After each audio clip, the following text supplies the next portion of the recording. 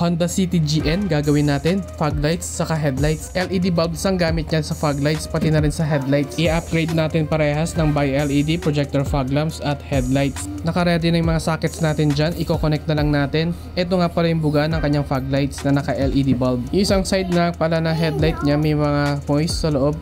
Lilinisin na rin natin yan. Pinabuksan at pinalinisan na ito dati sa iba, kaso ito naputulan pa nga ng mounting tab. Pagkatapos nun bumabalik pa rin daw yung moisture at ito na nga, lilinisin natin yan mamaya. Pag nag-upgrade kasi ng ilaw, kahit na LED bulb lang yan, mas umiinit na kasi mas maliwanag na rin yung ilaw nyo. Lagi kasi magkasama yan, kung merong ilaw, meron ding init na kasama. So kung mas maliwanag din ilaw, mas mainit na rin. Kaya tayo nagdadagdag ng extra ventilation. Nagbubutas tayo sa housing ng headlight pero tinatapalan ulit natin ito ng vent patch para yung hangin or yung init lang yung makasingaw, hindi papasukin ng tubig at alikabok. Sinabay din sa pag-upgrade itong replacement ng LED DRL niya.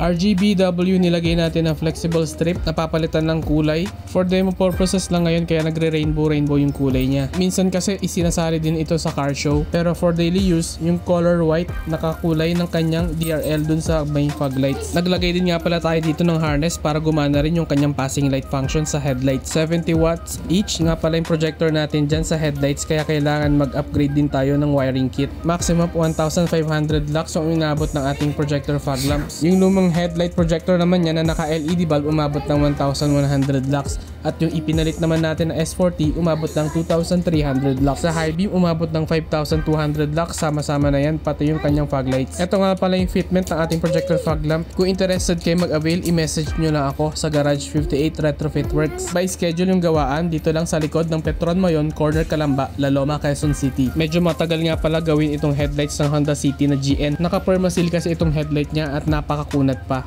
Kahit ginamitan ko na ng magic gamot, umabot pa rin ako ng 2 hours sa pagbukas lamang ng one side ng headlight.